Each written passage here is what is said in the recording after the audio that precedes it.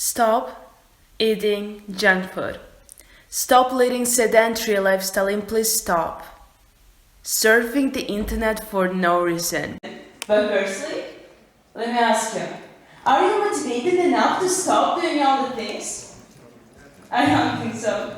Because we can spend hours browsing social media, playing video games, but what about 1.5 hours of studying or spending another hour to work on a project that maybe will have success in the future? Doesn't sound too appealing, right? Even though we know that studying, working, exercising, or doing something equally productive will have long-term benefits for us, we still prefer procrastinating. One of you may say that the reason of this is so obvious. One thing is easy to do, but another one requires a lot of effort. Actually, the same idea I had 2 months ago. At that time, I also had a name. I didn't know how to get in the place where I wanted to be. A lot of people were saying to me that I had a big potential. Only thing that I needed to do was to just work on myself. However, at the end of the day, I was lying on a bed and watching K-drama. That was actually great. However, I knew that it was the steps that I was taking, I wouldn't be able to make my dreams come true. So all the time, I was trying to motivate myself by watching motivational videos or interviews of highly successful people every morning. I even kind of had morning routine devoted to these inspirational blogs.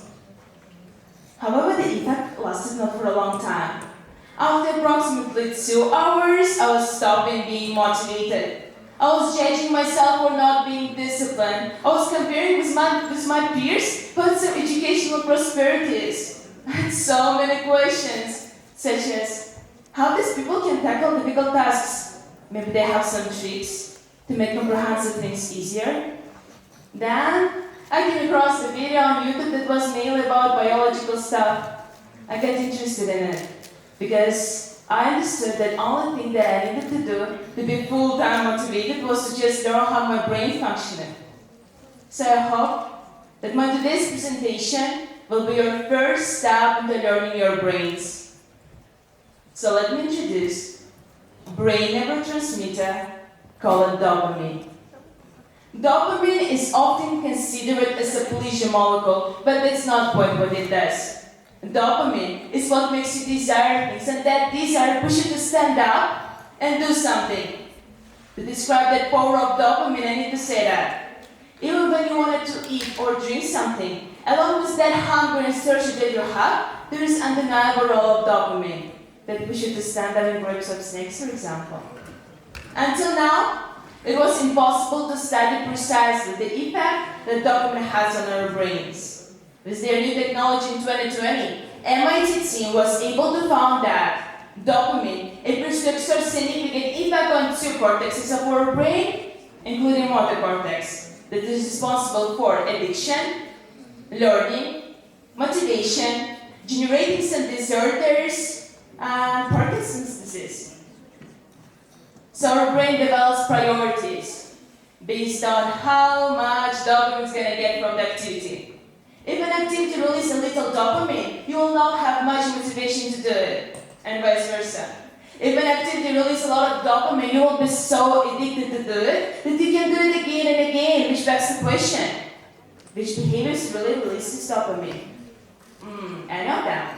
Where you anticipate to get potential reward, releases it. But if you know that there is no immediate reward with an activity, your brain will not let dopamine out. I think it became clear. But studying and working are difficult to accomplish because we don't always see immediate results from these activities. However, we know that after eating sugary product or playing video games, we will be entertained. So we anticipate that this food and this game will make us feel good. Even though they make us feel bad, but your brain doesn't care that high dopamine activities are damaging you. What does it care? It's how much dopamine it's gonna get. And it just wants more of it. As we live in today's digital society, we're flooding our brains with a natural amount of dopamine on a daily basis. So our brain gets used to having these high levels of those hormones, and those levels became our new normal. In other words, we kind of create dopamine tolerance. the same tolerance as drug-addicted people have towards their drugs. And that is a huge problem. Because the things that simply don't release as much dopamine don't interest you any longer. They seem kind of boring, less fun, but simply they don't release dopamine at the same level as your brain anticipates to get from high dopamine activities. So once your dopamine receptors gets too high, you cannot enjoy the things with low dopamine. Underlying a clear problem here, we can move to the solution part. Only thing that you need to do as a solution is to perform dopamine detox. What you're gonna do is set aside one day from your whole week where you're gonna avoid all highly stimulating activities. This day will give chance to your dopamine receptors to recover. For one whole day, you will be forbidden to use internet, gadgets. You will be not allowed to eat junk food and even to listen to music. Basically, you're gonna remove all external pleasure, and trust me, there will be a lot of it. You can think of this dopamine detox this way. Let's say you have been having every single meal of yours in one of the best restaurants in your hometown. As a result, what happened is that those fancy meals became your new normal. If somebody offered you a bowl of plain rice, you would probably refuse it. Because this rice wouldn't taste as good as those restaurant meals.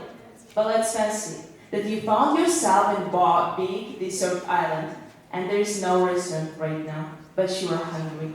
And if that person offered you a bowl of plain rice, you would eat this rice because in this situation, this rice wouldn't seem so bad. And that is what dopamine detox does.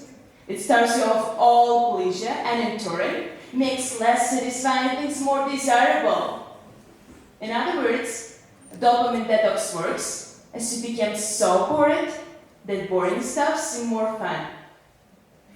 I hope from now on you can motivate yourself without watching any motivational videos and reach your goals by connecting more dopamine to the activities that actually benefit you.